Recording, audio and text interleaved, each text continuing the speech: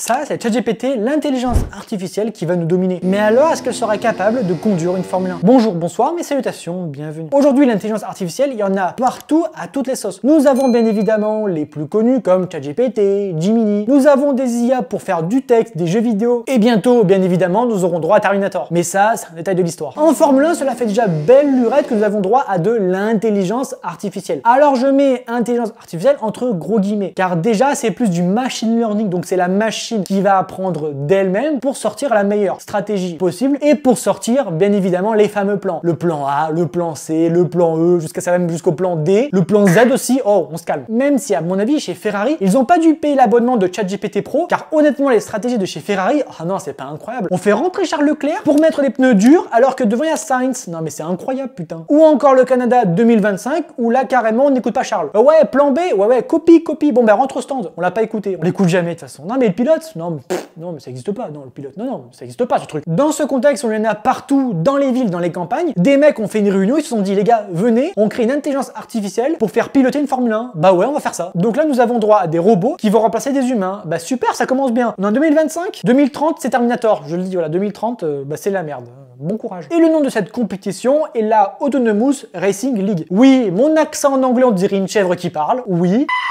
C'est une compétition internationale de véhicules autonomes qui a pour but de développer cette technologie. Et sa première course inaugurale a eu lieu en 2024 sur le circuit de Formule 1 de Yas Marina à Abu Dhabi. Ce circuit qui donne littéralement des envies de démocratie aux fans d'Hamilton en 2021. La voiture utilisée n'est pas une Formule 1, c'est une monoplace, oui, mais ce n'est pas une Formule 1 car les écuries ne voudraient jamais passer ou prêter leur voiture pour que des geeks mettent un programme à l'intérieur pour qu'ils ensuite la fassent rouler. En plus, à exploiter une Formule 1, ça coûte hyper cher, il faut des dizaines d'ingénieurs et déjà qu'on a suffisamment de boulot juste pour que la voiture elle roule, alors imaginez mettre une Formule 1 là-dedans, ça serait un enfer. Ils vont donc utiliser des super Formule 1, des voitures qui paraissent gentilles, dociles, mais à l'intérieur c'est un monstre. C'est la voiture avec la Formule 1 la plus rapide en virage. Elle est équipée d'un magnifique 4 cylindres turbo de 2 litres qui fait environ 550 chevaux. Donc à l'intérieur, bah ça pousse quoi. Donc j'espère que l'IA, elle est bien accrochée. Cette voiture peut théoriquement atteindre 300 km/h en vitesse de pointe. Bien que la performance va dépendre bien évidemment du code à l'intérieur. Si ton code à l'intérieur c'est un chimpanzé, forcément ça va pas aller vite. Ou après il y a même pire, imagine demain tu prends mon cerveau de chimpanzé non évolué, parce qu'un chimpanzé c'est évolué, moi mon cerveau c'est un primitif. Oui effectivement tu vas aller vite, ce qui est très bien. Par contre le petit problème, le petit détail, c'est que le mur va se rapprocher très vite de toi. Non, c'est pas agréable. Le plus important est que nous sommes dans une catégorie monomodèle. Les voitures sont identiques pour toutes les écuries. Comparé à la Formule 1 où une Red Bull, une Ferrari n'a absolument rien à voir, là, pour toutes les écuries, c'est exactement le même châssis. Vous l'avez bien compris que cette compétition sert de vitrine technologique aux véhicules autonomes de pointe, combinant intelligence artificielle, robotique embarquée et puissant système de capteurs, pour ensuite utiliser cette technologie dans les voitures de Monsieur Tout-le-Monde. Pour revenir sur le véhicule, elle est équipée de beaucoup de capteurs différents pour permettre d'avoir une bulle à 360 degrés. Car clairement, tu vas lancer un objet à plus de 300 km/h, il faudrait un minimum qu'elle puisse voir autour d'elle. Il y a un total de 7 caméras vidéo couvrant l'ensemble des angles autour de la voiture, complétées par 4 radars et 3 lidars à balayage laser pour détecter la distance des obstacles. Oui, nous sommes d'accord, c'est une usine à gaz, car là il va falloir combiner tous les capteurs en un pour qu'ensuite la voiture puisse savoir quel capteur utiliser et bien traiter pour aller vite. Et là vous allez me dire, mais finalement toutes les autres écuries ont exactement les mêmes voitures, donc comment les pilotes et surtout l'intelligence artificielle va faire la différence? Eh ben c'est exactement pareil que dans le sport auto où c'est le pilote qui va faire la différence. À la différence bien évidemment que là c'est l'algorithme qui va faire la différence. Chaque équipe programme son propre algorithme de conduite qui apprend à parcourir le circuit sur le simulateur. Et là on retrouve une similitude avec la Formule 1 où en Formule 1 les intelligences artificielles vont faire un maximum de tours pour apprendre. Et là c'est pareil, à la seule différence où c'est l'IA qui va apprendre d'elle-même pour aller plus vite. Alors qu'en Formule 1 c'est plus une aide au pilote d'un point de vue stratégique, setup, alors que là c'est littéralement elle qui va conduire après quoi. Donc t'as intérêt à bien apprendre, sinon c'est le mur. Mais du coup en termes de résultats, qu'est-ce que ça donne? Eh ben c'est pas incroyable quoi, c'est pas génial, c'est pas fou. Certains zigzaguaient en ligne droite et puis après se barraient de la piste. Mais après comprenez-les, c'est une IA, voilà, elle voulait se barrer, ils ont pas voulu, bon voilà.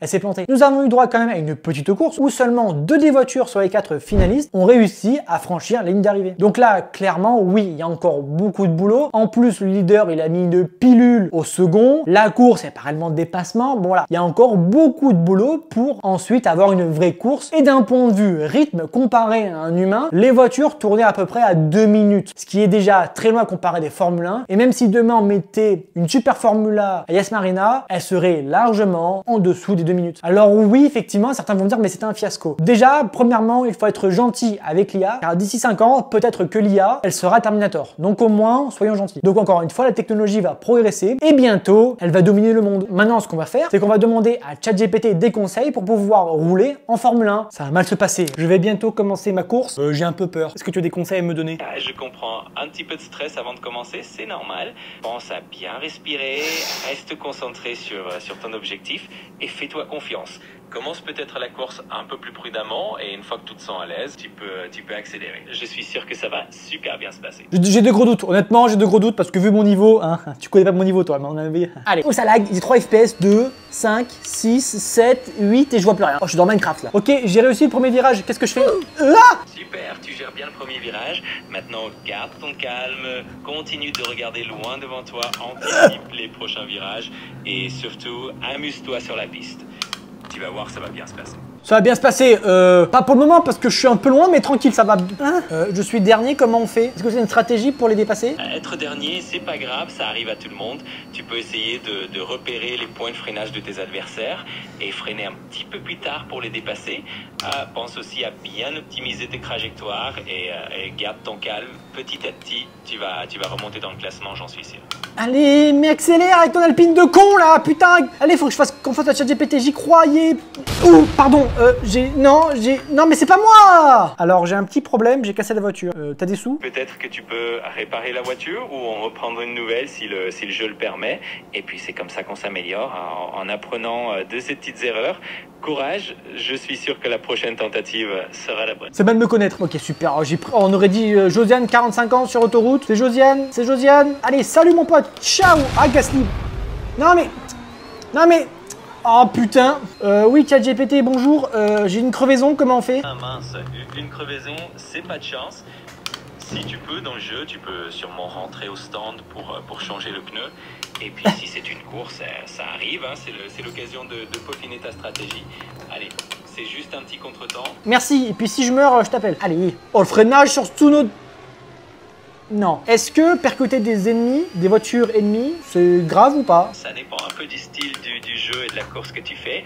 Si c'est un jeu plutôt orienté simulation, c'est sûr que ça peut te pénaliser et peut-être même endommager ta voiture. Mais si c'est un jeu plus arcade et fun, ça peut ajouter un peu de piment à la course. Donc tout dépend de ton objectif et du style de ta vidéo. Ok, merci. Non, il faut être sympa avec ChatGPT parce qu'on sait pas... Peut-être un jour qu'ils vont nous dominer, donc il faut être sympa, tu vois, il faut être sympa. ChatGPT, là, je peux dépasser quelqu'un. À ton avis, je fais un dépassement par l'extérieur ou par l'intérieur? Si tu as une bonne opportunité et que tu as la trajectoire à l'intérieur... Mais réponds vite! Pas de souci, je te laisse gérer ça. Fais confiance à ton instinct et bonne chance pour ton dépassement. Tu vas assurer. Mais non, mais j'ai besoin de lui, mais c'est mon ingénieur ou c'est... Mais c'est que... Ouais, oui, putain, en ce moment là, le bégaiement, c'est... Wouhou. Bon, bah en tout cas, il m'a pas trop aidé, parce qu'il m'a pas aidé sur le dépassement extérieur, intérieur, du coup... Bah du coup, pas de dépassement là, parce que... Je crois que j'ai cassé... Alors, j'ai un petit problème de rien du tout. J'ai cassé une Formule 1 à 11 millions d'euros. Tu acceptes les chèques de banque? Je crois que ça va être un peu compliqué pour moi d'accepter l'échec, mais heureusement dans les jeux vidéo, les réparations sont souvent plus simples que dans la vraie vie. Allez, profite bien de ta partie et n'hésite pas si tu as besoin d'un coup de main. On dirait mes yeux, hein, ils sont à l'opposé. Ok, j'ai Charles Leclerc qui se rapproche de moi, qu'est-ce que je fais? Je le mets dehors ou pas? Oh là, si Charles Leclerc est derrière toi, ça devient sérieux. Essaye de défendre proprement, garde une trajectoire solide et amuse-toi. Ouais bah solide, je l'ai percuté, alors viens, viens. J'ai pas d'argument, tu vois, Charles. Ton chien là, Léo, c'est cool, mais... Je suis un singe, non mais je suis devenu un singe pendant 3 secondes. Allez, mais ça colle pas cette merde. Non, putain j'ai tapé, ouais, non, oui. Bon, le dépassement sur Charles Leclerc ne s'est pas bien passé parce qu'il m'a foutu dehors. Du coup, je vais me venger. Tu proposes quoi? Je dirais de garder ça fair play, même si c'est tentant de se venger. Concentre-toi sur ta course, ça te permettra de prendre ta revanche de façon plus classe. et peut-être de repasser devant proprement un peu plus tard. On est combien? On est 18ème là? C'est tout? Putain, je pensais que je me battais pour la victoire. Et une rencontre abonnée devant ou quoi là? J'espère que cette vidéo vous a plu. N'hésitez pas à vous abonner, c'est gratuit. En plus, là j'ai tourné durant l'été. Donc là, je transpire un peu. Là, j'ai besoin d'une clim. Là, j'ai un peu chaud. Puis nous, on se donne rendez-vous vendredi prochain. Il y a aussi une vidéo sur la chaîne éjectable en haut à droite ou à gauche, bref, qui est sortie. Donc allez la voir. Voilà. Et puis, salutations quoi, comme on dit. Ciao!